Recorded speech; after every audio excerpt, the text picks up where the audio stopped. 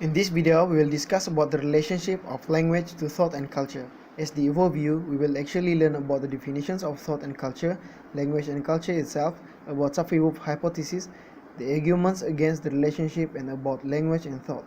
So first of all, the definitions of language. There are many definitions of language. For example, language is a tool people use to represent ideas and sentences. Language also is a socially symbolic system. This is according to Nelson and Shaw 2002. Language also is a systematic conventional use of sounds, signs, or written symbols in human society for communications and self-expression. This is according to Crystal, 1971 and 1992. The purpose of language is to communicate with others, to think and to shape one's standpoint and outlook on life. This is according to Chase, 1969. So from the definition above, we can conclude that language is a tool or a system formed by social interaction that enables communications of ideas and shapes one's outlook on life. Next is culture. Culture is a sociology which is the total of inherited and innate ideas, attitudes, beliefs, values, and knowledge comprising or forming the shared foundations of social action. It is also a systematic association of people that have a certain way of life. The only distinction between human and animals, according to Good Enough, 1996. Culture is learned through relation with other people. Culture is not natural, inborn and will-less. It is a social product. Elements such as language, rituals, clothes, signs, beliefs, and values connect people together.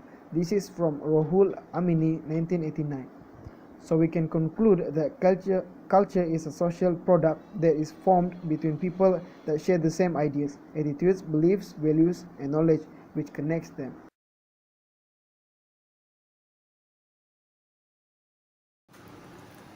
So, language and thought. Language determines thought. Linguistic structure affects thought that is mobilized for speaking. This means that thought is used to produce speech. Storytelling experiment by Linda Rogers, noun-centered language processed in the left brain, verb-centered language on the right. People process story differently according to the language they were told. This means that language determines which part of the brain is used in processing story. Concept of codability. Translate ideas from one language to another. Some ideas are easier said in one language compared to another. This means that some language have more word choices and more accurate meaning to the intended topic. Language is analogous to a tool insofar as it enables us to solve a certain task more easily than it would have been the case if the same task were approached with non-linguistic thought. Linguistic thought can give more accurate information and instruction rather than non-linguistic thought. Language and culture. Linguistic meaning is inextricable from the social practices in which language is used. Both terms are inseparable and are linked to one another. Cultural beliefs and practices interact with grammatical patterns as interpretation of experience in a reciprocal manner. Each language has a different grammatical structure. Some might or might not have a past or present tense system that was used in English. One's knowledge of one's native language is culturally transmitted. It is acquired, not necessarily learned by virtue of one's membership of a particular society. The knowledge of one language is simply acquired by living within the culture. The characteristics, peculiarities, and literary words encoded in one language system is distinctive, typical, and unique to that system. Some languages use different alphabetical systems such as Chinese, Korean, and Japan. We must be familiar with the culture of a nation in order to understand the literary terms in specific or even simpler words. Some of the language is directly related to the culture which someone might not understand the idea of certain words, for example like Christmas and Hari Raya. The connection between an object or a situation and the way that it is presented is completely cultural, which creates difficulties with intercultural communications. When someone fails to understand the meaning of some word of other's language, misunderstanding might occur.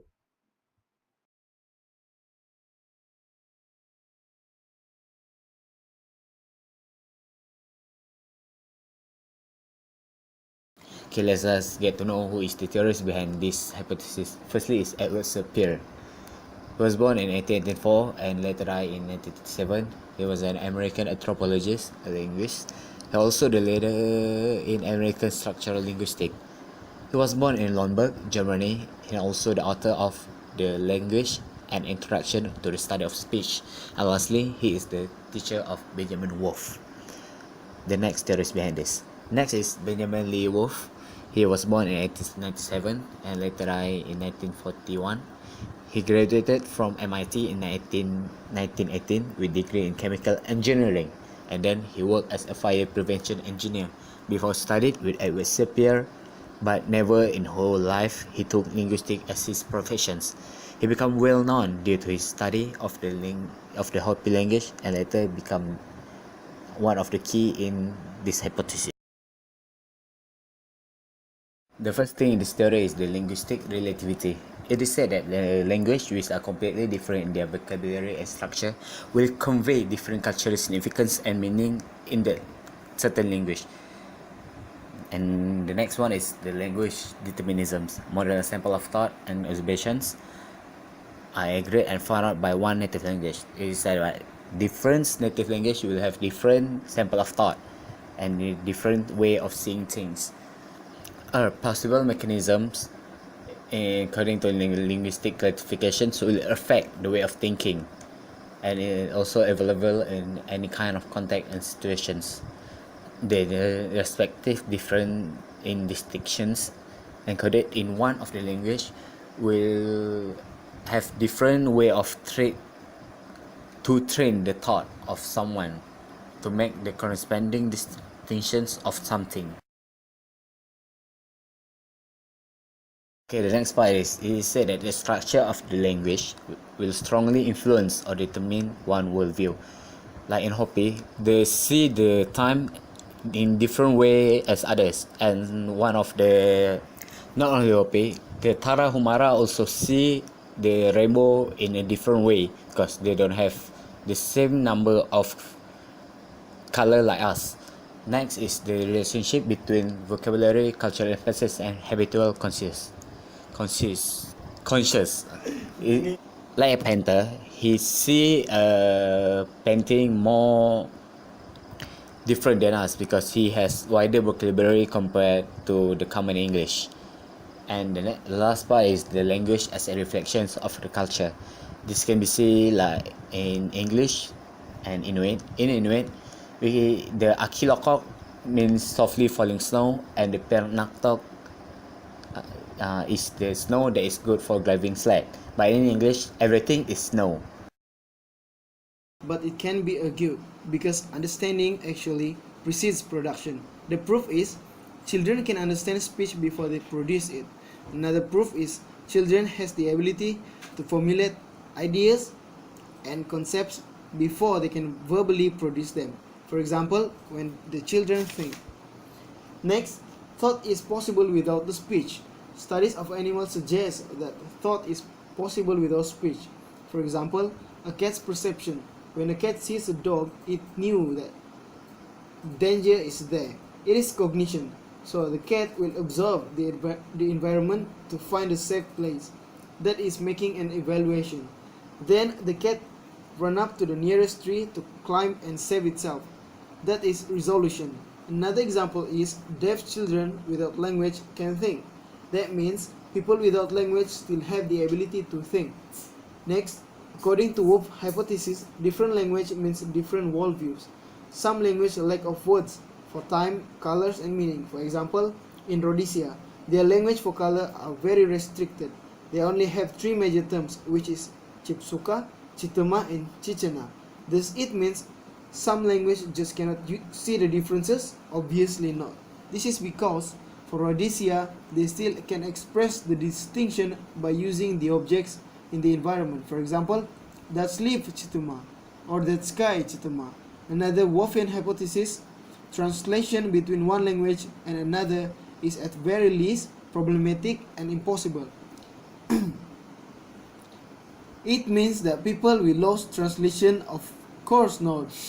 It is because although language may not differ considerably in the way they express certain details, it is still quite possible to translate those details from one language to another.